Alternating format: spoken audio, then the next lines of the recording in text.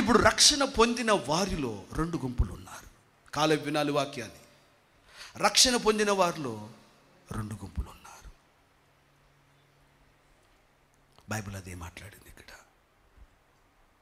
రక్షణ పొందిన వారిలో రెండు గుంపులు ఉన్నారన్నప్పుడు ఒకరెవరంటే శరీరానుసారమైన మనస్సు కలిగిన వారు. రక్షణ పొందిన వారిలో ఉన్న రెండు గుంపులు ఇవి. ఒకరెవరంట శరీరానుసారమైన మనస్సు కలిగిన వారు. మరొకరెవరంట ఆత్మానుసారం, అంటే పరిశుద్ధాత్మానుసారమైన మనస్సు కలిగిన వారు. రక్షణ పొందిన వారు ఈ రెండు గుంపులు నేను రాశాడు పౌలు. బాయ్ వాక్యాన్ని జాగ్రత్తగా వినాలి నాన్న. అంటే ఆ మాట అర్థం ఏంటి? Your mind is either controlled by carnality or your mind is controlled by the Spirit of God. నీ మనసు ఒకటి శరీర సంబంధమైన వాటి చేతనైనను కంట్రోల్ చేయబడాలి, లేకపోతే నీ మనసు దేవుని ఆత్మ చేతనైనా కంట్రోల్ చేయబడాలి. బైబిల్ ఏముంది? శరీరానుసారముగా గనక నువ్వు కంట్రోల్ చేయబడి నీ మైండ్ గనక శరీరానుసారంగా ఉంటే మరణమే కలిగిద్దబ్బా అని రాసింది బైబిల్. బాయ్ వినాలి వాక్యాన్ని. ఇది ఊరకనే మనం కూర్చుని విని వెళ్ళిపోయే మాటలు కాదు. ఇది జీవిత ముఖ్యమైన సత్యాలు. ఈ సూత్రాలు మనం నేర్చుకోవడం ముఖ్యం. శరీరానుసారముగా గనక, అంటే శరీరానుసారంగా అంటే ఏంటి? లోకానుసారంగా శరీరాశ, నేత్రాశ, జీవపు డంభం అని చెప్తున్నారే, ఈ లోక సంబంధమైన విషయాలతో నీ మైండ్ గనక కంట్రోల్ చేయబడితే బైబిల్ అంటుంది మీరు చావవలసిన వారే, మరణం నీ దగ్గర పొంచి ఉంది.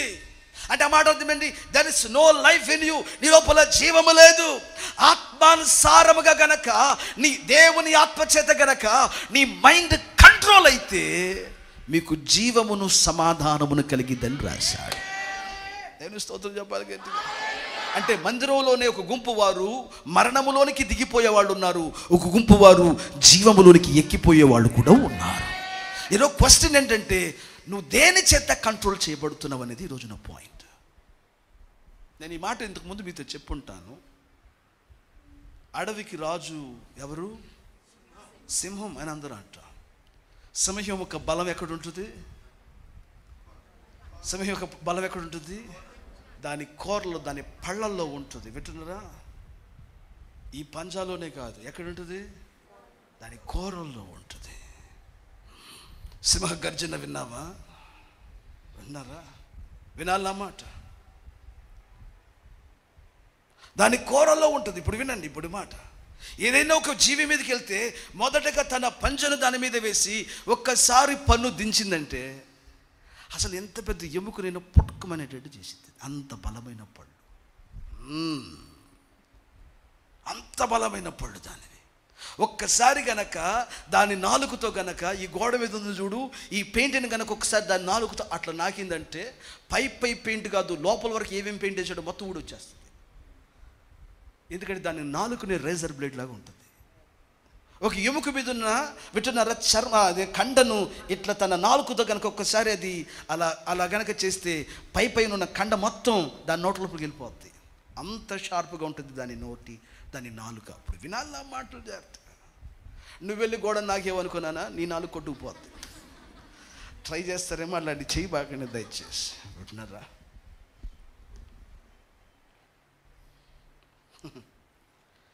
అదే సింహం యొక్క పళ్ళును కనుక మనం పగలగొడితే, ఆ పళ్ళను కనుక లాగిస్తే, సింహం ఎంత పెద్దగా గర్జించినా కమాన్ బేబీ నువ్వు నన్ను ఏం చేయలేవు అసలు. ఎందుకని?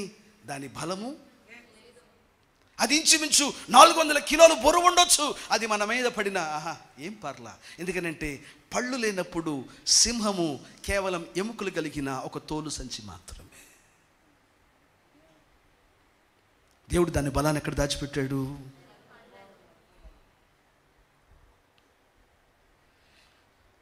పక్షులన్నిటిలో ఏది గొప్ప రాజు? పక్షిరాజు. ఏంటది? పక్షిరాజు. ఏవి? అన్ని పక్షులు ఎగురుతాయి, ఇది ఎగరదు, ఆకాశంలో తేలిద్ది. Every bird fly but eagle soars. ఇది ఎగరదు, ఇటు రెక్కలు కొట్టదు, ఆడు వెళ్తా ఉంటుంది. ఎందుకని? గాలిని వాటి మండలములను ఆధారం చేసుకుని ఒక అడుగు నుండి ఒక్కొక్క అడుగు పైకి వెళ్ళిపోతూ ఉంటుంది.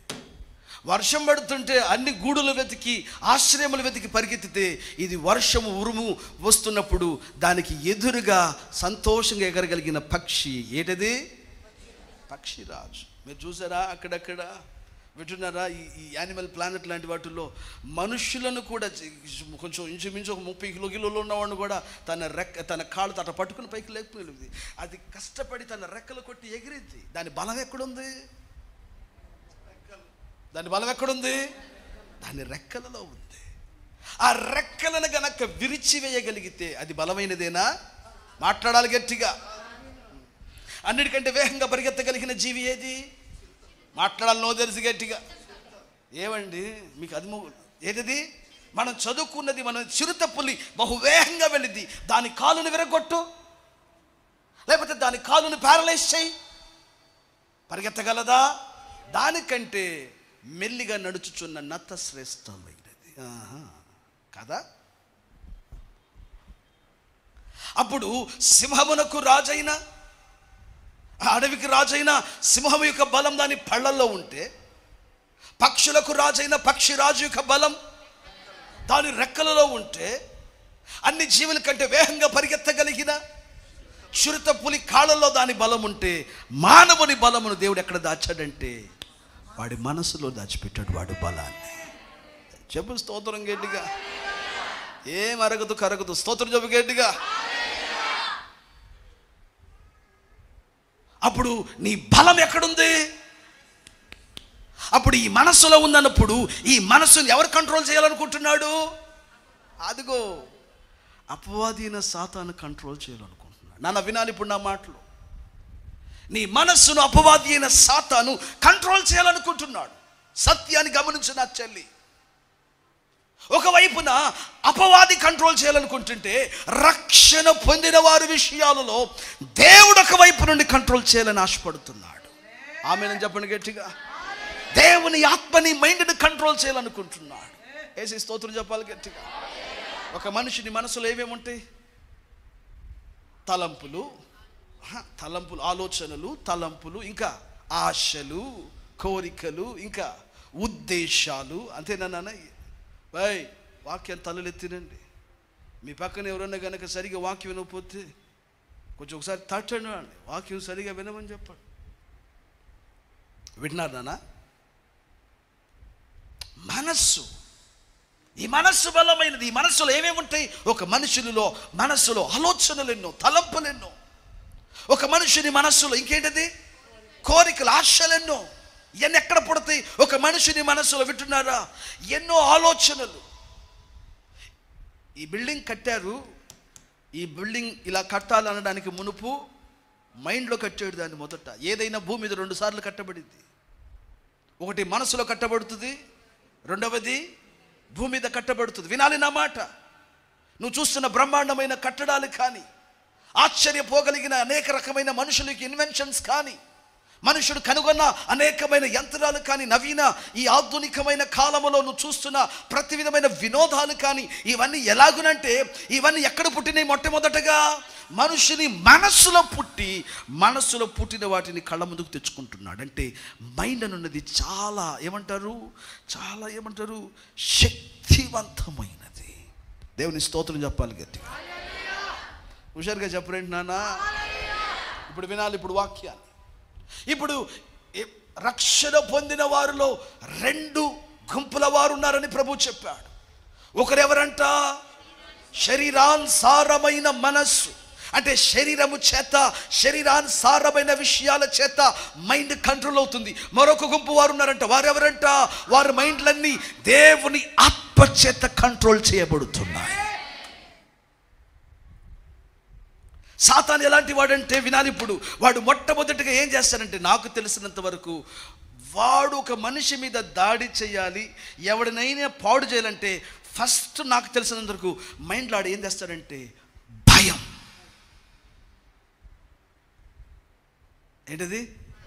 భయం. నీ మైండ్ పని చేయకుండా చేయాలి అని అంటే వాడి దగ్గర ఉన్న ఫస్ట్ ఆయుధం ఏంటంటే భయం. కొంతమందికి ప్రతిదానికి భయమే. నేను చెప్పే మాట వాస్తవం. ఎప్పుడైనా గుర్తుపెట్టుకో, అది నువ్వు ఏ కోణములో నువ్వు ఆలోచన చేసినా చివరికి మంత్రతంత్ర